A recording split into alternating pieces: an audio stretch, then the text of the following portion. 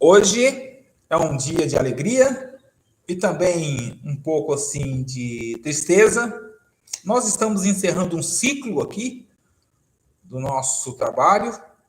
São 21 vezes que estivemos aqui falando sobre os propósitos de Cristo, da tua palavra, da palavra de Deus para cada um, onde todos nós aprendemos. Eu aprendi muito. Tenho certeza que você aí também tem aprendido bastante. E eu quero dizer para você que hoje é a nossa 21ª lição, nosso livrinho de estudos está se acabando, mas eu quero te oferecer desde já, e me permita sair daqui um pouquinho.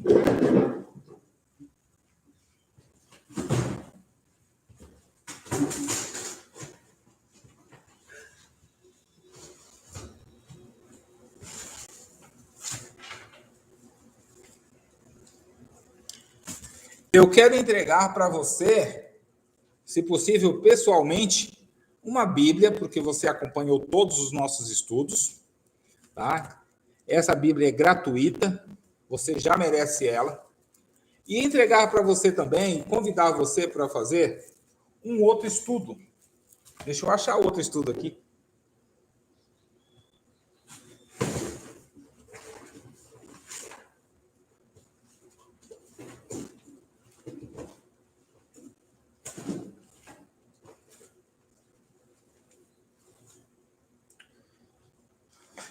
Eu tenho um outro estudo, que é o estudo de Daniel, e também o estudo Ouvindo a Voz de Deus.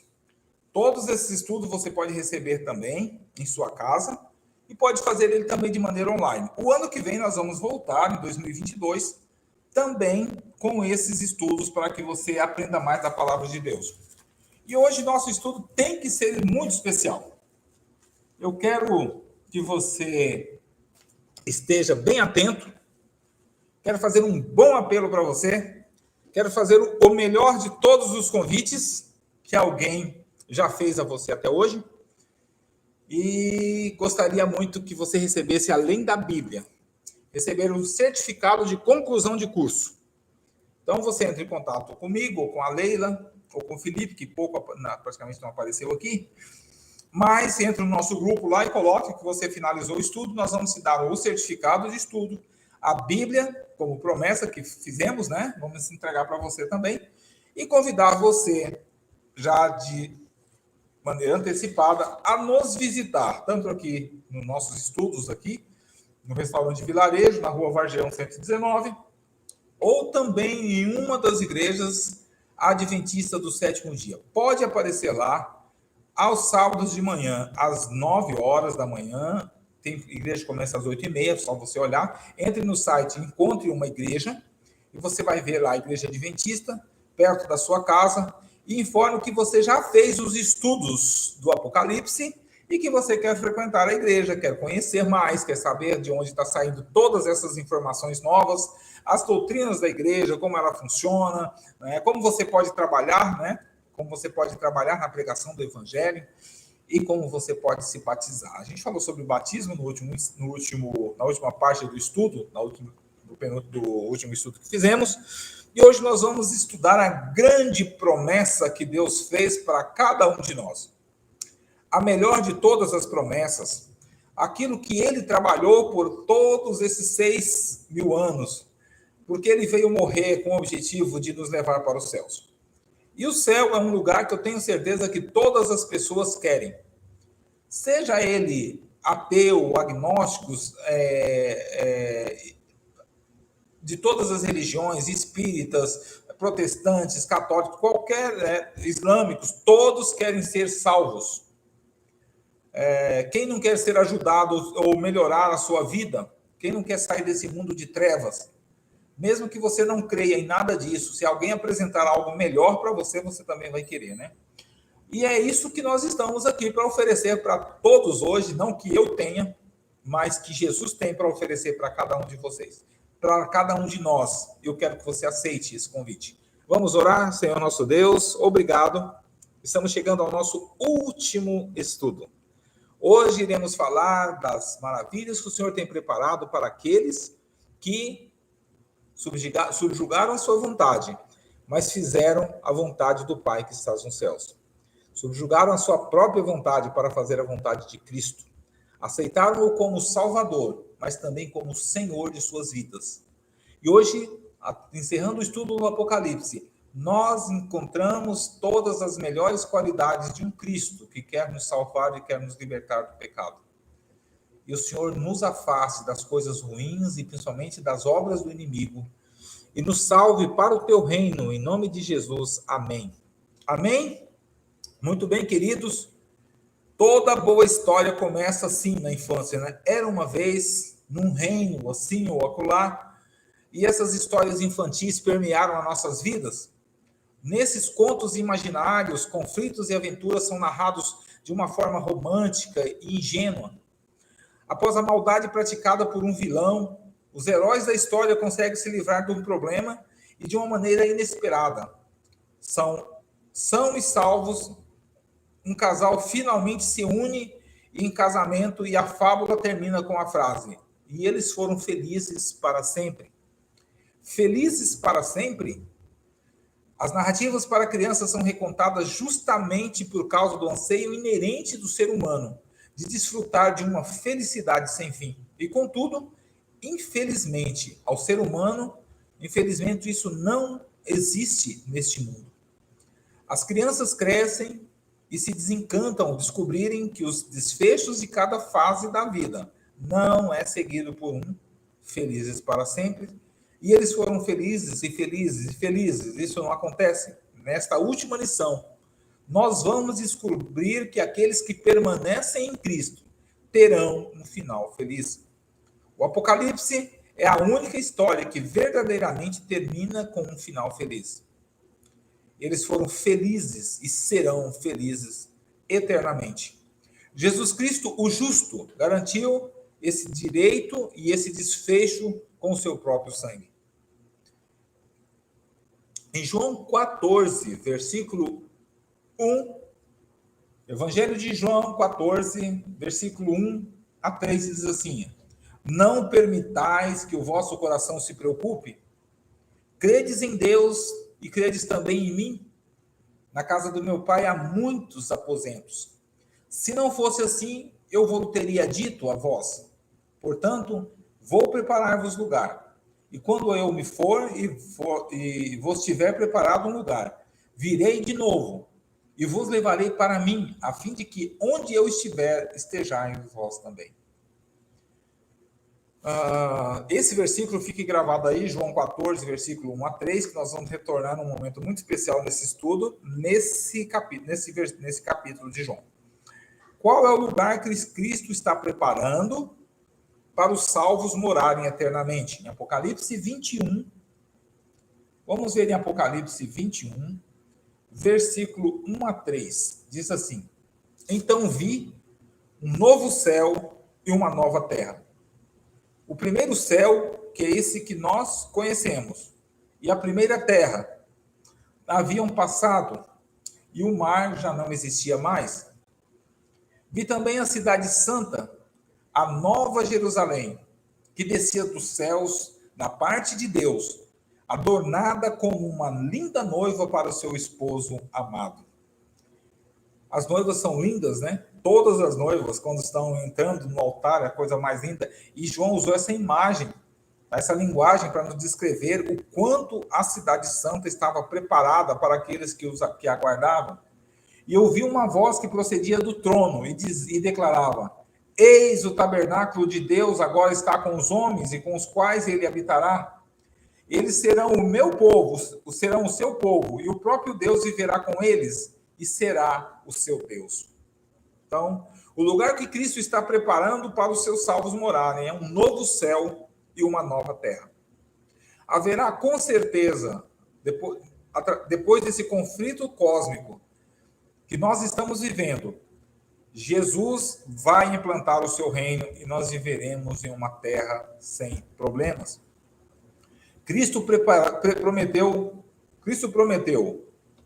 destruir o homem no dilúvio, destruiu. Prometeu que nunca mais vai destruir o homem nem a terra com fogo, com água, e sim com fogo, e vai cumprir. Prometeu vir morrer para nos salvar, e morreu.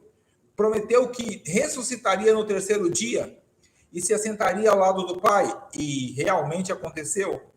Prometeu que, através dos tempos e da história, através que nós estudamos aqui, dos 7 selos, das 7 trombetas, né, das 7 igrejas, que ele está dominando a história e cuidando de cada detalhe, para que, assim que possível for, fazer a sua intervenção, e ele voltará. Assim como ele cumpriu todas as outras promessas, tenha certeza que ele vai cumprir mais esta. Cristo prometeu preparar um lugar para os seus seguidores, e esse lugar é chamado de Cidade Santa, a Nova Jerusalém. Em Apocalipse 3, versículo 12, no início do livro, onde João recebe as primeiras visões, a primeira parte da visão, Apocalipse 3, versículo 12, diz assim: farei do vencedor uma coluna do templo de Deus, onde jamais sairá. Escreverei nele o nome do meu Deus e o nome da cidade do meu Deus, e a nova Jerusalém que desce do céu, da parte do meu Deus, e igualmente escreverei nele o meu nome. Aqueles que têm ouvidos, compreenda o que o Espírito revela às igrejas. Onde os salvos desfrutarão nessa cidade, para todo sempre da alegria de estar na presença de Deus.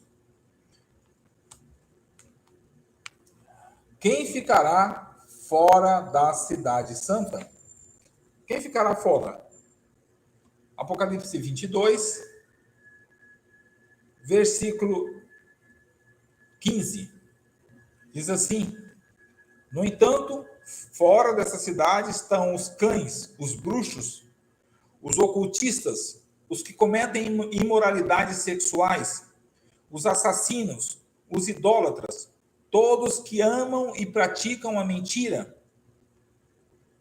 Essas são as pessoas que estarão fora da cidade santa.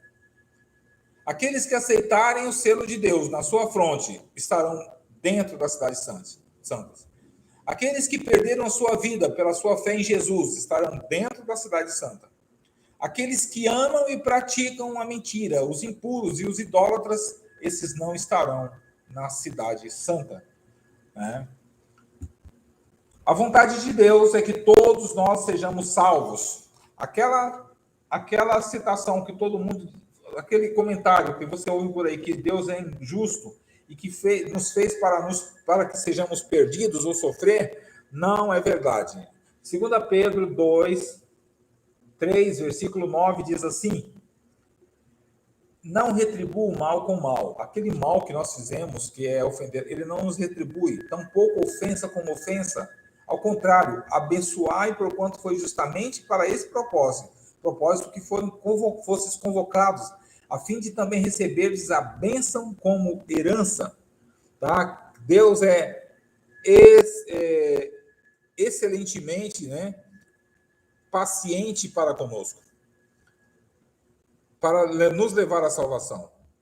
Em João 3, 18, João 3, versículo 18, não, João 3, versículo 18, diz assim: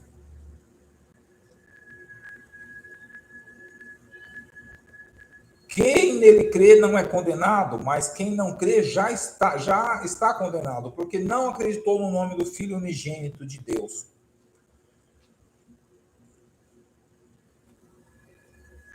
Quem rejeitar a Cristo não terá seu nome escrito no livro da vida. Durante os eventos finais, antes da volta de Cristo, aqueles que se submeterem à falsa adoração não receberão o selo de Deus.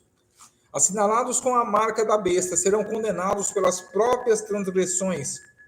A desobediência voluntária à lei de Deus caracteriza aqueles que não entrarão no reino dos céus. Em 1 Coríntios 6, versículos 9 a 11, diz assim: não sabeis que os injustos não herdarão o reino de Deus? Não vos deixei enganar, nem imorais, nem idólatras, nem adúlteros, nem os que entregam as práticas homossexuais de qualquer espécie, nem ladrões, nem avarentos, nem viciados em álcool, em outras drogas, nem caluniadores, nem estelionatários herdarão o reino dos céus. Entenderam bem? as premissas aqui que nós deveríamos ter ou não ter para entrar no reino dos céus? Não sabeis que os injustos não herdarão o reino de Deus? E não vos deixeis enganar. Porque os imorais, idólatras, adúlteros, os que se entregam a práticas homossexuais de qualquer espécie, ladrões, avarentos, viciados em álcool, drogas, caluniadores, não herdarão o reino de Deus. Quem entrará então na cidade santa? Apocalipse 22, versículo 14, diz assim: Bem-aventurados os que lavam as suas vestes no sangue do Cordeiro. Lavar as vestes seria se apropriar da justiça de Cristo, e através da sua justiça ser perdoados os seus pecados. Assim, eles ganham direito à árvore da vida e podem adentrar a cidade através de seus portais. Esses que entrarão na cidade santa são os que limpam suas vestes no sangue do Cordeiro. E assim eles ganham direito de comer da árvore da vida, ter vida eterna, e pode adentrar a cidade santa pelos seus portais. O pecado não existirá na cidade perfeita de Deus. Por isso, nós, pecadores, precisamos ter pecados removidos para entrar na cidade santa. A coroa da vida será entregue aos fiéis que forem purificados com o sangue de Cristo e guardarem sua palavra. Esses entrarão pelos portais eternos e terão acesso à árvore da vida. Qual é a condição para alguém possa entrar na cidade santa? Qual é a condição que nós precisamos ter para entrar na cidade santa? Em João 3, o Evangelho de João, capítulo 3, versículo 3 e 5, diz assim: Bom, aqui nós vamos entrar em uma das mais lindas histórias, do mais lindo encontro que eu considero Jesus ter tido aqui na Terra. Eu sei que ele teve muitos outros. Eu gosto muito da mulher que tinha uma hemorragia, eu gosto muito do cego Bartimeu, eu gosto do paralítico que é lançado sobre o telhado da casa, que os amigos colocam, tantos outros milagres, mas esse profundamente me toca. É sobre a história do novo nascimento. Quando Jesus fala de uma maneira maravilhosa sobre nascer de novo com Nicodemos. Bom, havia entre os fariseus um homem chamado Nicodemos, membro do Supremo Tribunal dos Judeus. Ele de noite procurou a Jesus e lhe disse: Rabi, sabemos que és mestre vindo de Deus, porque ninguém pode fazer os sinais que estás realizando se não tiver Deus com ele. Aqui nós notamos que em seu coração Nicodemos reconhecia a divindade de Cristo e que ele era um Messias vindo da parte de Deus. Jesus respondeu-lhe declarando: em verdade, eu te asseguro que se alguém não nascer de novo, não pode ver o reino de Deus. Nicodemos era fazia parte do Sinédrio, é uma das grandes autoridades do povo de Israel da época, e ele imaginava estar ali procurando Jesus de uma maneira oculta para que ninguém soubesse, para não influenciar sobre o pensamento político-religioso das pessoas, e ele se encontrou com Jesus à noite. Ele sabia que Jesus se encontrava no jardim à noite para orar, e ele foi lá. E ele esperava ter uma grande conversa com Deus, com Jesus, e Jesus o interrompe de uma maneira surpreendente. Em verdade vos digo e te asseguro que se alguém não nascer de novo, não pode ver o reino de Deus. Intrigado, Nicodemos questionou: como pode um homem nascer sendo velho? Pode, todavia, entrar pela segunda vez no madre da sua mãe e nascer novamente? E Jesus arrazoou com ele, ou seja, a conversa aí pegou uma intimidade, ou seja, um sentido que é maravilhoso desfrutar aqui. E em verdade eu te asseguro, quem não nascer da água e do Espírito não pode entrar no reino de Deus. O que é nascido de carne é carne, o que é nascido do Espírito é Espírito. Não se surpreendas pelo fato de eu ter dito, deveis nascer de novo. Jesus diz assim, não precisa ficar surpreso. Eu estou dizendo que é necessário nascer de novo. O vento sopra para onde quer, a gente escuta o seu som, mas ninguém sabe de onde vem, nem para onde vai. Assim ocorre com todos os nascidos de espírito, replicou-lhe Nicodemos. Como pode acontecer isso? Explicou-lhe Jesus: Tu és mestre em Israel e não compreende essas verdades? Irmãos, amigos, quantas vezes nós somos cristãos há tanto tempo, seguimos a igreja, a Bíblia, e muitas verdades são passadas. Mas Jesus pode, através do seu Santo Espírito, nos clarificar a mente, nos enriquecer e nos trazer muitas outras verdades que estão ocultas, às vezes, por falta de conhecimento, do estudo da palavra, ou por confiarmos no que os mestres ou pastores dizem, que assumem a responsabilidade pelo nosso conhecimento espiritual. Mas Jesus diz aqui: tu que és mestre em Israel não compreende essas verdades? Em verdade, eu te asseguro que nós dizemos do que conhecemos e testemunhamos do que temos visto, contudo, não acolheis o nosso testemunho. Se falando de assuntos da terra não credes, como credes se eu vos falar dos assuntos celestiais? Ninguém mais subiu ao céu a não ser aquele que veio do céu, o Filho do homem que está no céu.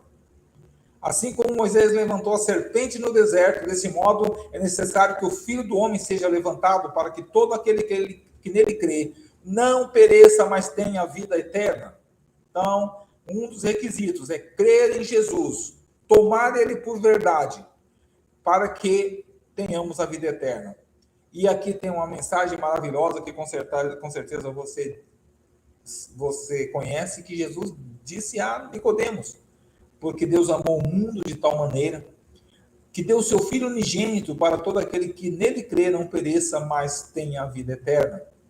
Portanto, Deus enviou o seu Filho ao mundo não para condenar o mundo, mas para que o mundo seja salvo por ele. Quem nele crê não é condenado, mas quem não crê já está condenado, porque não acreditou no nome do Filho do unigênito de Deus. Então, essa conversa com Nicodemos, nós não temos aqui na Bíblia como ela terminou.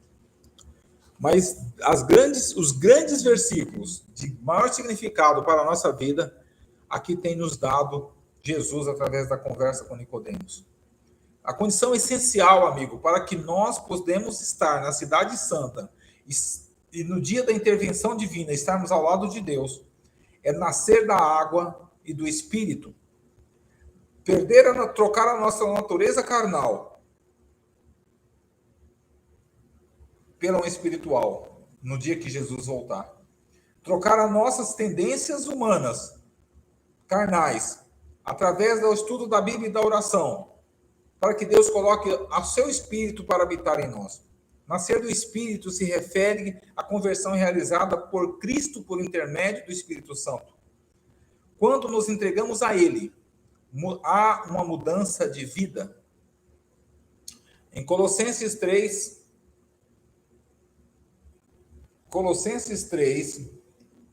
versículo...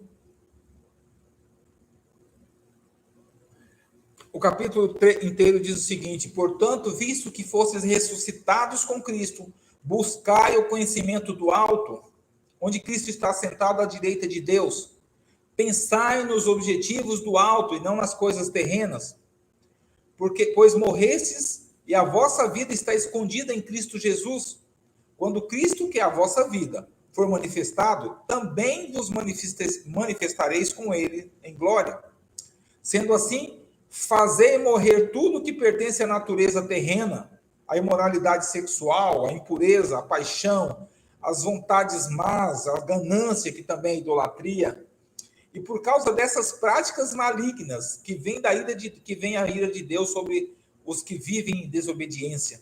Nelas também andastes no passado, quando vivies com esses hábitos. Mas agora, livrai-vos de tudo isto: raiva, ódio, maldade, difamação, palavras indecentes ao falar. Não mintais uns aos outros, pois já vos despistes o velho homem com suas atitudes, e vos revestires do novo homem que se renova para o pleno conhecimento, segundo a imagem daquele que o criou. Nessa nova ordem de vida que eu vos convido, em nome de Jesus, para que todos aceitem, para você que está ouvindo, aceite, não há mais diferença entre grego e judeu, circunciso e incircunciso, bárbaro e cita, escravo ou pessoa livre, mas sim Cristo é tudo e habita em todos vós. Assim como os povo escolhido de Deus, santo e amado, revestivos de um coração pleno de compaixão, bondade, humildade, mansidão, paciência, zelai uns pelos outros e perdoai-vos mutuamente. Caso alguém tenha algum protesto contra o outro, assim como o Senhor vos perdoou, assim também procedei. Acima de tudo, no entanto, revestivos do amor, que é o elo da perfeição. Seja a paz de Cristo o juiz em vossos corações. Tende em vista que fostes convocados para viver em paz como membros de um só corpo, e sede agradecidos. Habite ricamente em vós a palavra de Cristo, ensinai e aconselhai uns aos outros com toda sabedoria. Cantai salmos, hinos, cânticos espirituais, louvando a Deus com gratidão no coração. E tudo que fizerdes, seja por meio da palavra e ações, fazem em o nome do Senhor Jesus, oferecendo por intermédio dele graças a Deus Pai.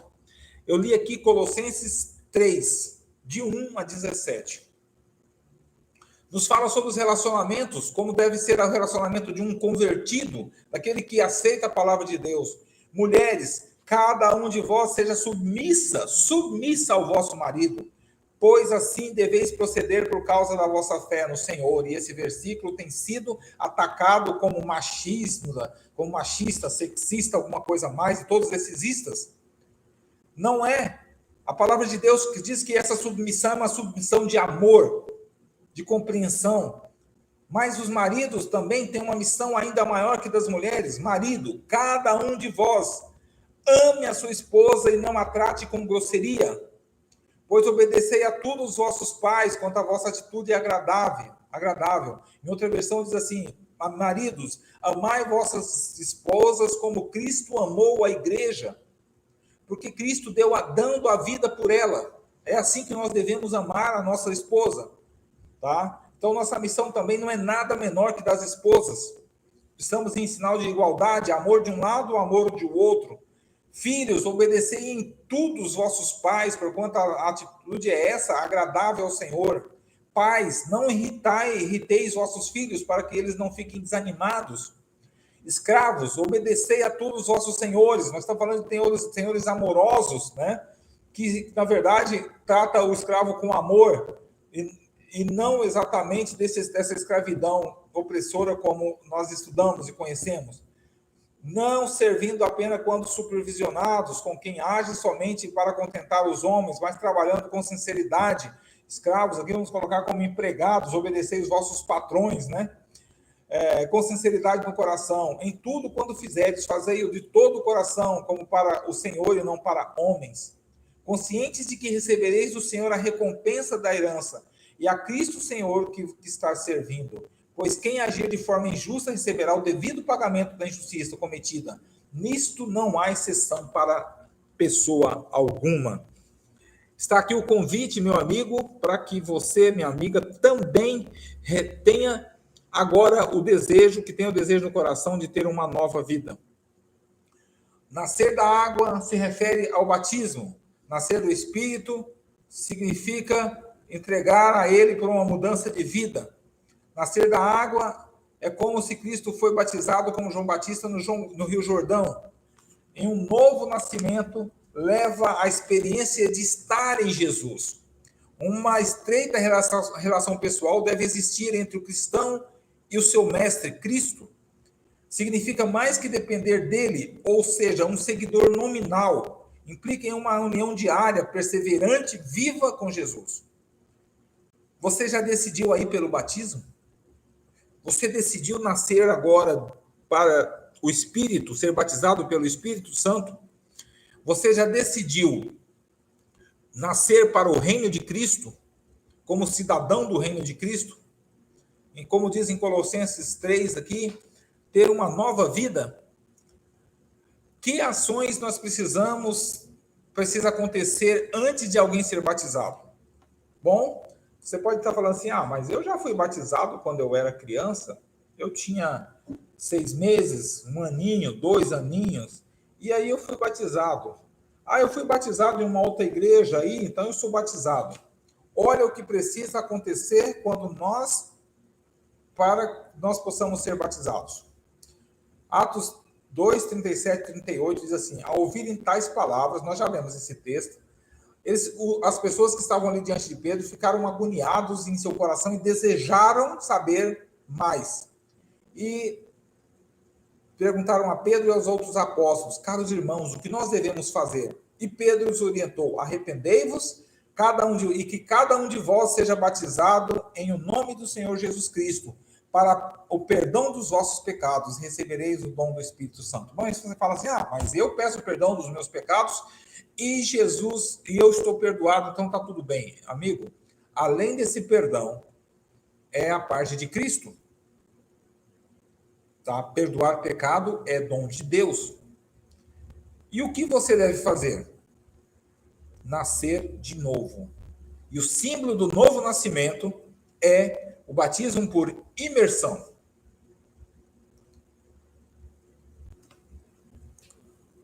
Então, essa é a ação que nós deveremos fazer para que nós possamos nos declarar nascidos de novo. Então, quais ações precisam acontecer? Que cada um de vós seja batizado em nome de Jesus. E arrependei-vos dos vossos pecados. Tá? E seja batizado. Como o batismo implica em uma decisão consciente? É aquele que crê e for batizado, será salvo. E aquele que não crê, será condenado. Eu gosto, pessoalmente, de pensar o batismo como um nascimento em um novo reino. Então, vamos supor que, de uma maneira bem simples aqui, eu me batizo e eu vou lá no Paraguai, conheço as leis paraguaias, entendo o sistema judiciário, né, o Código Civil, as leis as leis de impostos, né, tributárias do país, costume social, essas coisas todas, a alimentação deles. E agora eu peço lá uma declaração de mudança de nacionalidade. Vou passar a ser um paraguaio agora. Vocês entenderam qual é o batismo? O batismo é exatamente isso. Você entende das leis dos céus, dos mandamentos das celestiais, daquilo que Deus tem como propósito para a nossa vida, conhece a pessoa do grande líder Jesus, e agora você quer fazer uma declaração de mudança de nacionalidade, das coisas terrenas para as coisas espirituais, do reino do mal para o reino dos céus, das trevas para a luz. E aí nós agora vamos fazer o seguinte, eu me batizo morrendo para o velho homem e ressurgindo para uma nova vida com uma nova identidade. E a partir disso aí, eu e você somos cidadãos do reino de Deus. Vamos viver uma vida com as conformidades de um reino que está por vir. E aí nós precisamos da fé. E através da fé nós conseguimos viver dessa maneira. Entendemos aqui agora qual é a efetividade da declaração batismal de uma pessoa que conhece Jesus. Porque aquele que crê e tomar por verdade e for batizado será agora um habitante do reino dos céus, porque Cristo disse que nós vamos habitar com ele. Pergunta número 6. O que o batismo de Cristo pode nos ensinar sobre uma cerimônia tão importante? Em Apocalipse 3, em Mateus 3, versículo 13 a 17, fala sobre o batismo de Jesus. Então Jesus veio da Galileia ao Jordão para ser batizado por João. Mas quando João viu, recusava justificando: sou eu, mestre, que precisa ser batizado por ti, e tu vens a mim? Jesus, no entanto, declarou: deixe assim por enquanto, pois assim convém que façamos para cumprir toda a justiça. E João concordou. E sendo assim, sendo Jesus batizado, saiu logo da água, e eis que se abriram os céus. E vindo o Espírito de Deus descendo como pomba, vindo sobre ele. Em seguida, uma voz do céu disse: Esse é o meu filho amado, em quem muito me agrado. O batismo de Jesus, para nos ensinar que Jesus não precisava se arrepender. Jesus não tinha pecados, viveu sem pecado, mesmo sendo homem, mas era tão importante que naquele momento do batismo de Jesus, nós tínhamos ali o Deus Pai declarando do céu: Esse é o Filho muito amado em quem eu me agrado. Tínhamos o Espírito Santo em forma de pomba descendo sobre Jesus e o próprio Jesus. Então, tivemos ali uma palavra que nós falamos aqui na igreja, que é Trindade, a Trindade.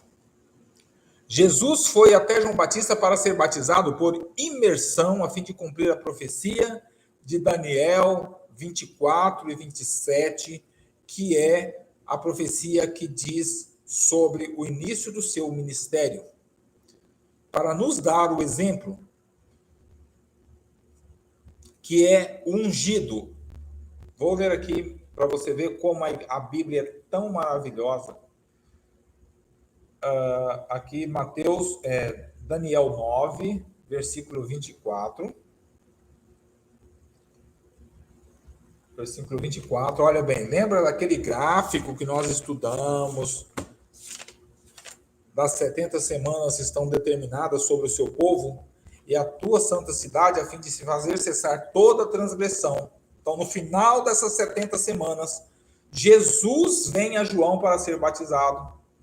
E aí diz o seguinte, 70 semanas estão determinadas para o teu povo e da tua santa cidade, a fim de fazer cessar toda transgressão, dar fim à prática do pecado, expiar, olha a expiação, que é Jesus que faz por nós, a iniquidade e as culpas, implantar a justiça eterna, cumprir a visão e a profecia, e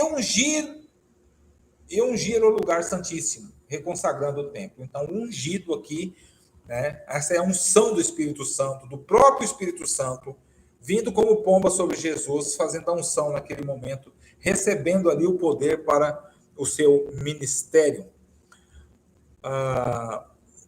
O significado da palavra batismo é submergir, e o batismo de Jesus foi por imersão.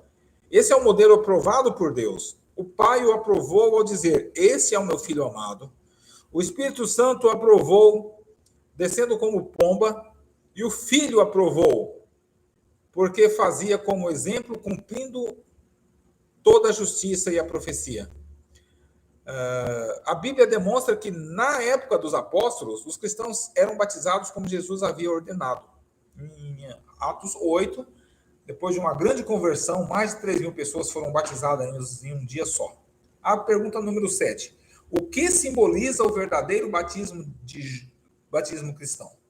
Nós temos aí batismo por imersão, nós temos outro tipo de batismo, mas o batismo bíblico é esse, por imersão. Romanos 6, versículo 4, diz assim, Romanos 6, versículo 4 diz assim: Portanto, fomos sepultados com ele na morte por meio do batismo. Batismo significa sepultar e morrer, sepultar com Cristo, você morrer com Cristo, por meio do batismo, com o propósito de que, assim como Cristo foi ressuscitado dos mortos mediante a glória do Pai, também nós vivamos em novidade de vida. Que simboliza o verdadeiro batismo? Morrer para o pecado e nascer para a nova vida. Fomos, pois, sepultados, diz a resposta, com ele na morte pelo batismo, para que, como Cristo foi ressuscitado dentre os mortos pela glória do Pai, assim também andemos nós em novidade de vida. Paulo apresenta nesse verso o profundo significado do batismo. A imersão representa a morte da pessoa para o pecado de modo tão completo como foi a morte de Cristo. O batismo deve assinalar o fim da velha forma de vida e o início de uma nova vida descrita em Colossenses 3. Assim, devemos de haver sido simbolicamente sepultados nas águas para o pecado, e a pessoa experimenta uma ressurreição em Jesus para uma nova vida. Porque só Jesus pode dar uma nova vida após a morte. Que convite, na pergunta número 8, que convite foi feito ao apóstolo Paulo? Que convite o apóstolo Paulo apresenta? A urgência quanto à decisão de ser batizado. Ah, eu conheci hoje, que bom, terminou esse curso. Eu fiquei sabendo de um monte de coisa que eu não sabia, tá bom, beleza. É assim?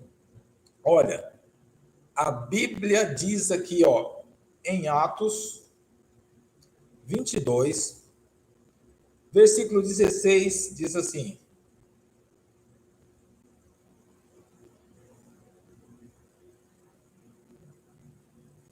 o apóstolo Paulo, ele tinha sofrido uma intervenção divina na vida dele, e ele caiu do cavalo, você sabe dessa história, em caminho a Damasco, quando ele procurava os cristãos para matar, né, aprisionar e matar. Ele caiu por terra, logo ele foi então para uma cidade, e ele vai ser visitado por Ananias, um profeta que vivia bem idoso, que morava naquela cidade. E ele vai para Damasco, né, para ficar lá. E aí Paulo diz assim: quem és tu, Senhor? E aqui ele me afirmou: eu sou Jesus o Nazareno a quem tu persegues. Ele ficou cego em decorrência disso, e chegando a Damasco, guiado por mão dos seus companheiros de viagem, um homem piedoso segundo a lei, um homem piedoso segundo a Bíblia, não piedoso segundo a qualquer coisa, muito respeitado por todos os judeus que ali moravam, veio ao seu encontro e, colocando-se ao meu lado, diz ele, determinou: irmão Saulo, recupera a visão. E aí Paulo volta a enxergar. Em seguida, ele me revelou: o Deus dos nossos antepassados te escolheu para conheceres a verdade, veres o justo e ouvires a palavra da sua própria boca. Então, Deus o havia escolhido, Paulo, para ver o justo, Cristo, e ouvir a palavra da própria boca de Jesus, pois serás a sua testemunha perante todas as pessoas dos sinais que têm vistos. E ele diz assim: eis que agora o que você mais espera, Paulo, levanta-te, ser batizado, lava os teus pecados, invocando o nome de Jesus. Vocês entenderam aqui? Quando o convite foi feito, Paulo imediatamente se batizou. O exemplo de Paulo mostra que não deve haver demora em se tomar uma decisão de entrega completa a Cristo. E esta, amigos, eu te garanto, é a verdadeira conversão. Não é aquele sentimento que bate sobre nossa vida e que nós nos sentimos, como eu estou bem, então eu estou bem aqui. Não, é conhecer a verdade e se entregar por ela ao reino de Cristo. Pergunta número 9, a nossa última perguntinha do nosso estudo. Eu gostaria que você prestasse bem atenção. Que promessa o livro de Apocalipse assegura aquele que experimenta a verdadeira conversão em Cristo? Que promessa o livro de Apocalipse apresenta aquele que experimenta a verdadeira conversão em Cristo? Apocalipse 21, 3 e 4 diz assim: e ouvi uma forte voz que procedia do trono e declarava: eis o tabernáculo de Deus que agora está entre os homens, com os quais ele habitará. E eles serão o seu povo, e o próprio Deus viverá com eles, e será o seu Deus. E lhes enxugará dos olhos toda lágrima. Não haverá mais morte, nem pranto, nem lamento, nem dor, enquanto a antiga ordem está encerrada. Tudo aquilo que nós conhecemos aqui será encerrado. Tudo isso que nós vimos aqui será acabado. A Bíblia diz que a única coisa que permanece para sempre é a palavra de Deus, ainda que os céus e a terra passem. A palavra de Deus não passará. E ele nos enxugará dos olhos as lágrimas, não haverá mais dor, nem morte, quantas coisas nós temos passado. A maneira de sermos salvos não é como nos dias de Noé. Noé creu e construiu um barco. Se você crer agora e ser batizado em nome de Jesus, você agora nascerá no reino dos céus, para o reino dos céus. E assim você pode seguramente esperar a segunda volta de Jesus. Deus fez uma série de promessas àqueles que aceitam a salvação oferecida por ele. Além de estarem com Deus para sempre, terão o direito de comer da árvore da vida e viver eternamente. Em Apocalipse 2, versículo 7, 22, versículo 2, diz assim, ó, que significa receber vida eterna. Outra promessa que os salvos se sentarão no trono de Deus e farão parte do governo do universo. Reinando com Cristo é um privilégio que Lúcifer, através da sua igreja enganosa, através do seu engano, das doutrinas erradas, tem tentado conquistar por meio da rebelião e da mentira. Tudo isso será concedido aos servos verdadeiros, aqueles que são fiéis a Deus. Ao vencedor concederei o direito de assentar comigo no meu trono, assim como eu venci e assentei ao trono junto do meu Pai. O mundo está acabando, a história está mostrando isso, a ciência está mostrando isso, a natureza está mostrando isso, e a Bíblia está esclarecendo mais isso. E eu quero convidar, não posso terminar esse estudo sem convidar você a nos procurar e marcarmos a data do seu batismo, de entrega total a Jesus. Total, incondicional e irrestrita. Para que Deus transforme a tua vida mais ainda. Para que nós sejamos salvos em Cristo. Vamos ter o compromisso para que entremos na cidade santa. Precisamos passar pelas águas. Para o batismo também do Espírito Santo. Tá? Para ter o meu nome e o teu nome escritos no livro da vida, para que Deus tome posse de nossa salvação e nos entregue naquele grande dia que vai ocorrer. Sendo batizados nas águas pelo perdão dos nossos pecados, nós teremos a certeza da vitória. E eu quero muito estar lá para encontrar minha mãe, meus irmãos que faleceram, meus primos, meus amigos, e você com certeza deve ter muita saudade, e Deus vai recuperar a vida daqueles que morreram esperando e aguardando a sua breve volta. Ele vai voltar, meu querido, e eu quero estar junto com você.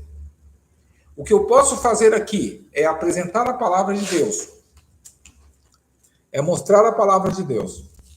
O que eu posso fazer aqui é orar por você. O que eu posso fazer para você é entregar uma Bíblia, é apelar e pedir que você seja sensível à voz do Espírito Santo. Mas quem pode tomar a melhor decisão de todas é você, não sou eu. Eu não posso forçar você. Jesus não pode forçar você. Jesus não vai enganar você para que você tome uma decisão equivocada. Jesus quer que você seja consciente, que seja firme, que seja fiel àquilo que você conhece. E que tome a palavra de Deus como verdade em sua vida. E que você seja transformado, batizando, se declarando membros, ou seja, se declarando um habitante de um outro reino. Que seja um enviado do reino dos céus aqui para levar outros à salvação. Que você tenha paz, que você tenha alegria, que você continue estudando a Bíblia. Eu quero dizer para vocês que eu quero convidá-los a fazer aqui uma reunião, a gente ter aqui comes e bebes aqui, né? Ter um momento de descontração aqui para a gente se conhecer, se você tiver interesse. Vamos marcar uma data, vamos enviar para você o certificado, vamos enviar para você outros cursos, se você quiser continuar estudando a Bíblia. Vamos enviar para você a Bíblia como presente por você ter sido fiel e ouvir a palavra de Deus. Vamos nos conhecer, se preciso for. Vamos conversar uns com os outros. Vamos manter essa amizade com Cristo. Que a oração seja a forma com que você fale com Deus. Mas a palavra de Deus, a Bíblia, seja a forma com que Deus fale com você. E eu oro para que Deus habite em seu coração e em sua mente. e o leve ao arrependimento e à proposta de uma nova vida de restauração, para que você seja livre e viva eternamente em Cristo Jesus. Senhor nosso Deus, amado Pai, encerramos aqui esse lindo processo de conhecimento e relacionamento contigo, onde o Senhor nos falou verdades importantíssimas para o tempo do fim que vivemos. Com certeza, muitas dificuldades virão. Com certeza, muitas pessoas encontraram mensagem e refúgio em Ti através dessas mensagens. E com certeza o Senhor está ávido, está muito interessado em ajudar todos aqueles que quiserem vir a Ti, porque o Senhor já prometeu, todos aqueles que virem a mim, jamais os lançarei fora. Então acolha cada pessoa nos seus braços de amor e cuidado e os leve para o Teu reino. Em nome de Jesus nós oramos. Amém. Amigos, um abraço e até o próximo encontro. Felicidades e alegria para todos vocês.